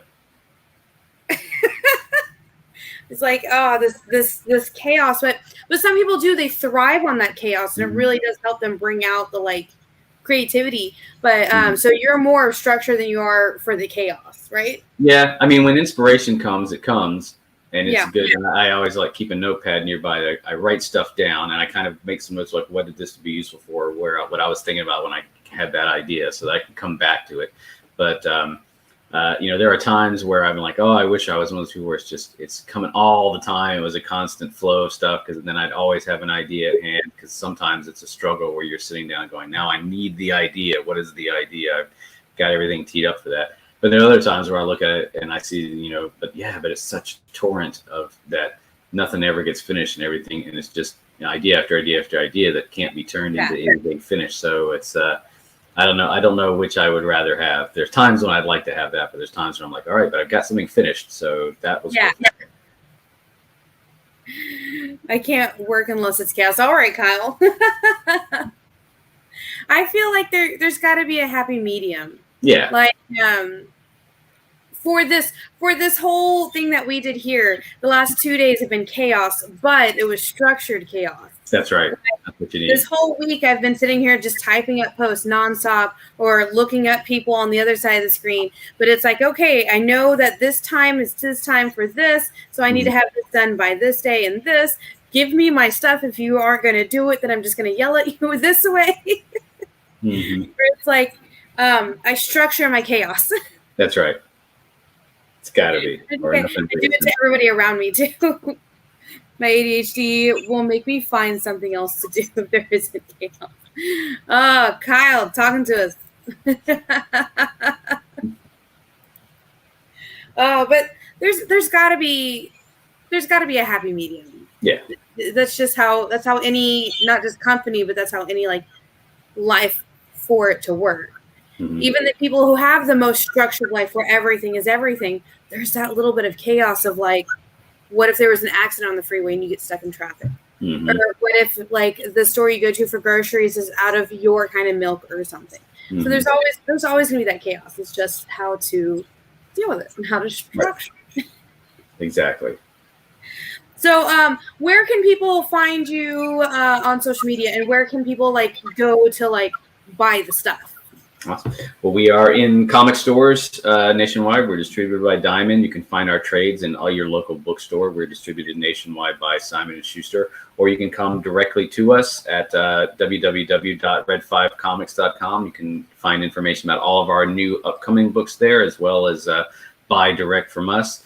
And you can find me all throughout the internet. I'm on Twitter at Josh Starnes Film, and on Instagram at JBStarnes1. And if you come there, you will see my timeline filled with pictures of all the new current and new Red 5 material that will just keep you up as well. You can also follow Red 5 on both at Red 5 Comics and get all the newest up-to-date information. If you come to our website and sign up for our newsletter, Red 5 Standing By, and you will also get both some early warnings about new material that's coming up, and maybe some options for some specialty books that you won't get optioned anywhere else, and the odd subscriber only sale. So come and check it out.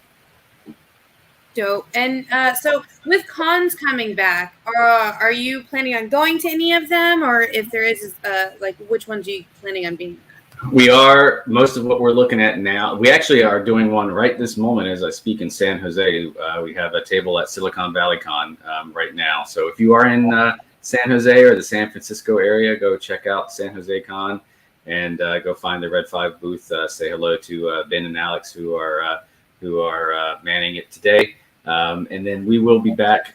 Most of the ones we're looking at now are in 2022. So we don't have any more through the end of this year because we weren't, by the time that we were sure we were going to start doing some, most of them had already filled up. But you will start to see us next year. Expect to see us at WonderCon, at San Diego, at C2E2, and hopefully Emerald City. And we'll be, as we get into it through the end of this year and early next year, we'll be putting out a list of all the conventions that we will be at that you can find at Red 5 Comics or in our newsletter. Dope. So here's to hopefully all the cons keep going, right? Right? Like let me just say a little preface. Yes. Yes, exactly. I get that right. I get that. With the pandemic that has been happening for the last 2 years now, has it really like helped you focus with some things, or has it really like hindered some of the things with like just Red 5 engine, like the whole company of itself? It's both.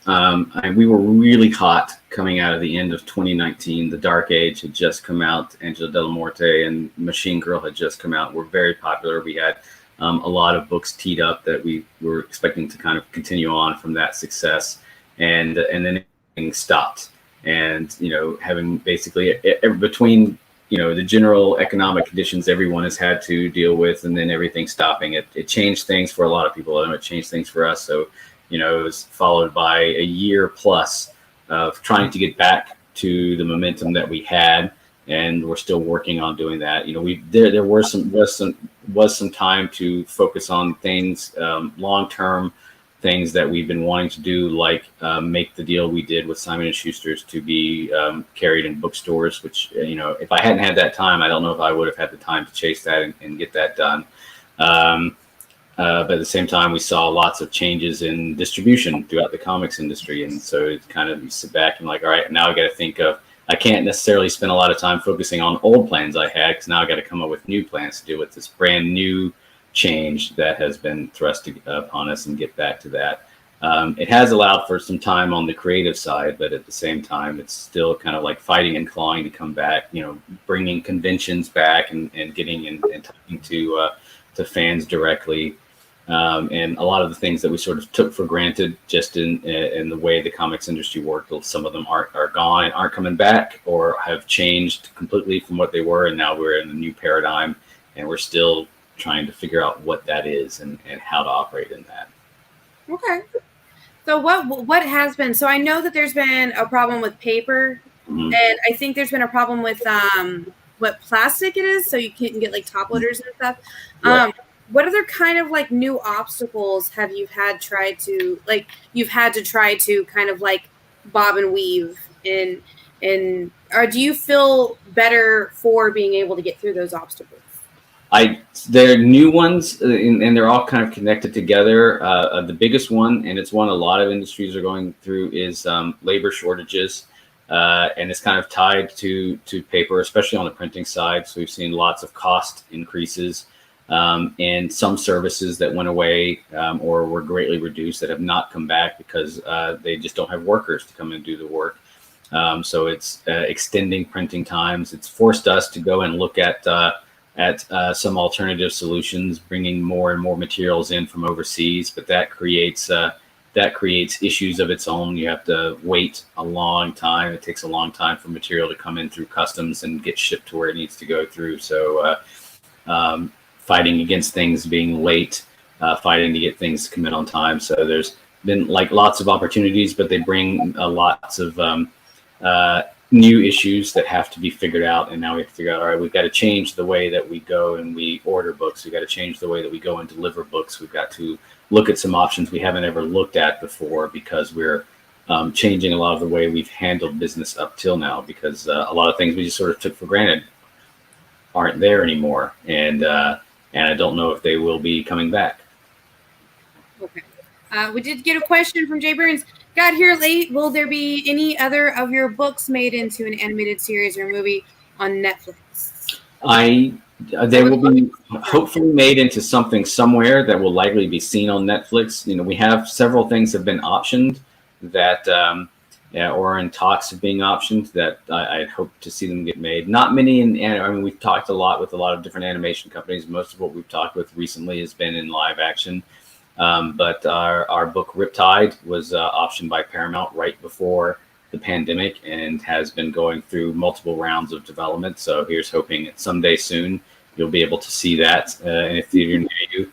One of our earliest titles, Afterburn, has gone through several rounds of development, and it's had for a long time had Gerard Butler attached to it. So hopefully that will also likely come to, that's one of those things that of the many things the pandemic has hit. So it slowed down film production, which slows down development, which slows down what does and doesn't get made and how much anybody spends on it. It also has affected what people go to the theaters to see, which slows down whether anybody wants to make material, how much they want to make things just for streaming. We've definitely had a couple of books that we're talking right now with about getting purchased to be made directly for streaming content, as either television shows or movies for streamers.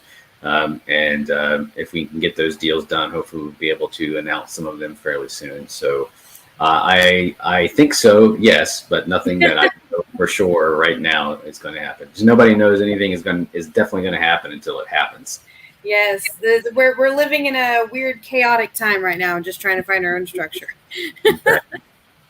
So playing off of that, I've always wondered, how does that how does that kind of work? Like, so when you shop off one of your, say, drone, you shop that off, somebody buys it, they want to turn it into either a series or a movie. Do they come back to you and ask you questions on like if they can change something, or do they get the rights to that and they can change whatever they want?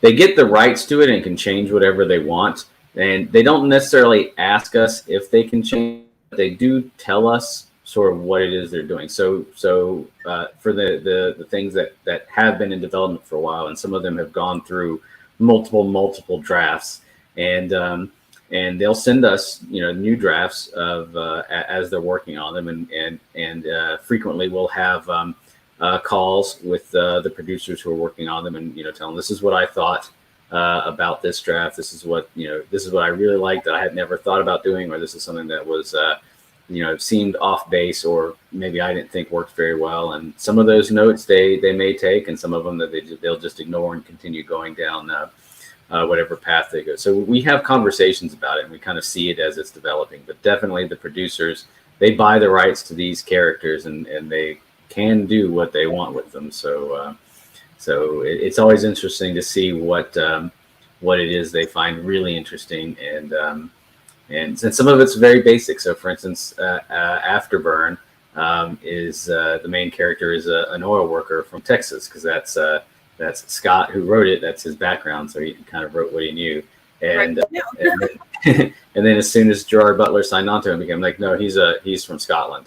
And so, okay, well, I mean, you're gonna do what you got to do with it. So that's what it became, and it became much more like European centric and that sort of thing. So it sort of depends on who's working on it and what they're working on with this. But I definitely see it as it's going on, and either go, oh, that's right on target, that's better than I thought it was, or that's way off. I don't know where you guys went from that. And the only thing that's similar between the book and the movie is the title. But you guys go, you do you, and I'll just wait and see what this looks like when it's finished. Just smile and wave, smile and wave. Mm-hmm. Yep. I'm just trying to imagine. Just trying to imagine, like, if that were to happen to like one of these big name like comics, then the big name people would be like, no, you can't do that. Versus with the smaller ones like you guys, they can pretty much do whatever they want. Mm-hmm. And it just seems smile and wave. Yep. I know it seems to depend on like who the person is and how involved producers want them to be, and what they can ask for. Like right now, like Robert Kirkman's gotten to the point where he can demand that he's part of the development process, so they have to take that into account. I don't know how much involved he was when Walking Dead was originally getting developed, or if Frank Darabont just took that on. I've heard lots of different stories, all of them sort of hearsay, from Joe Hill about, like, there were 3 different attempts to make Lock and Key before it actually got made into something people actually saw. There were like 3 pilots for it before there was a series, and I've heard lots of hearsay about how much and this is someone who's been connected to the entertainment industry his whole life, and has done lots of different stuff in lots of different mediums, but it sounded like he didn't have hardly anything to do with at least the first version of the pilot, maybe even the second version, and it wasn't until 15 or 20 years of trying that he was involved at all and something got made. So it sort of depends. I've heard, that Brian Michael Bendis was involved a lot in the Powers TV show, but maybe by the time that got made, he was able to be. And you also hear, stories, the big one's been about Winter Soldier and the people who kind of developed that concept for the Captain Marvel comics, or for the Marvel comics. The Captain America comics had no say, were not approached at all by Marvel about what they did with it. We're not given any extra money, even though they kind of built a big franchise around a lot of those concepts. So I don't know, it sort of depends on who you're working with. Wow. So it's such a wide world of different things to make everything work, but I feel like everything is changing at the same time, but everybody's finding their own ways to make things work, I guess. Like it just feels like we have about there's about 10 minutes left. Is there like anything else you wanted to like tell people about? If you are looking for stuff on Netflix, and especially if you got little kids that like stuff, I did write a TV show on there called Kulapari, which is about fighting ninja frogs with magic powers who are fighting scorpions and spiders in the desert. That is a lot of fun. Mark Hamill did a voice for it, and Keith David did a voice for it, and go check it out. It's called Kulapari Dreamwalker. I always tell people go look at it, and if there's any part of it you didn't like, that's not the part that I wrote. The parts you do like, those are the parts that I wrote. There we go. Is there anything that you would like tell yourself when you were younger, or like advice you would give somebody who's trying to like just starting out and trying to do sort of the same thing, like writing comics and stuff like that? Write shorter. Don't plan out a giant epic. Don't plan out the Epic of Gilgamesh that you're going to work on, and it is going to have everything you ever wanted to have ever in a comic, and it's going to last 1,000 issues, and you'll be spoon feeding out little bits and pieces for the perfect amount of pacing. Don't do that. Write short and be prepared for no one to read it. That's definitely some advice we've been hearing today. Like, get the practice in first with these small little things, and then wait till later to do your big one. Mm-hmm. Yeah. Is there a big one that you're chasing right now that you might have in the works? There is something that I still can't announce it. There is okay. I still can't say anything, but there is a book of mine that I've written that I may or may not have said the title of on this during this show, that we have been negotiating for the TV rights for it for a bit, and it's very close to me being able to say something, and definitely you guys will be among the first who get to hear about it when I'm actually able to say officially that a deal has been done and a show is coming. But so in the meantime, go look for any book you can that has Joshua Starnes on the title, and go buy up issue 1 of it. Yeah, go. Not that many of them. Disappointed. It's all good. I can vouch for that. So in these last like 5 minutes, when we were at House of Pies, you got a burger. I remember that very distinctly. Where is the best place to get a burger around you? There's a local. So I live not too far from Space Cadets in the Woodlands, and there's a couple of different good places, and then there's a lot of chains. So I'm going to try and say not like a chain anywhere else. The 2 places that will be my go-tos is there is a little hole in the wall called Uncle Tony's that I like a lot. And actually, I don't get their burgers too much. I get their sandwiches. They make a great triple grilled cheese bacon sandwich. That's fantastic. And they make a ham and Swiss sandwich. But their burgers are also really, really good. And then there's a burger bar nearby called 3B's that love 3B's. Also, which has like 5 billion burgers on the menu. There's no version of a hamburger you can't imagine that they don't have some version of. And I've never had a burger. My own special burger there. Yeah. Yeah. So what it is, it's the hot sauce chicken with the bun is upside down. Okay. But instead of chicken, it's a hamburger. Right. Like it's the burger patty with the hot sauce, the cheese, and then the upside down bun. And they also put, just for me, cheese sticks on it. So did you you customized one to get exactly what you want on it? I don't know about cheese sticks. That's a tough one. I can feel my acid reflex starting to act up just by thinking about that one. So my brother actually knows the owner, and they've been like kind of friends on and off for friends for years and years and years. And he took me there, and he was like, "Yeah, get whatever you want." And I was like, "Well, I really want a burger." And he was like, "Oh, but you got to get the hot stuff because I need to see." Because I've done every spicy food challenge here, and that's I don't taste spicy. So he was like, "Well, you have to get this. It's really spicy." And I'm like, but I don't feel like chicken. I want to do a burger. He was like, "Well, cool. Let me talk to him." I was like, "Hey, can we get us a burger?" He was like, "Yeah, man, anything for you." And then he saw me. So usually what I put on my burgers is my French fries. And they have the cheese. Oh, they're so good. So he's like, I got them both at once. They were so busy one day. So I just put it all together and ate it. So next time we went in, he was like, "I remember you." And he brought it out and he put the cheese sticks on there. And so now I can't get anything else. It's so good. It sounds good, but I know I'll never be able to try it. I would like my wife gets the giant one that has both the fried egg and the onion rings on it, and just looking. So I end up being with double bacon and mushroom and Swiss cheese, and sort of my go-to. The beers they have on draft is some like I get the Dos Equis with my burger with watching whatever fight is on, and it's just it's a good time. If Kyle ever comes down, I'll have to take him there. Those are the two places nearby that I would go to. Either one of them. Yeah. 3Bs. Yes. Don't ask me what the 3B stand for. I drive past it all the time. Burgers, beer. It's burgers, beer, and beers, barbecue, and brew. Maybe it's beer, burgers.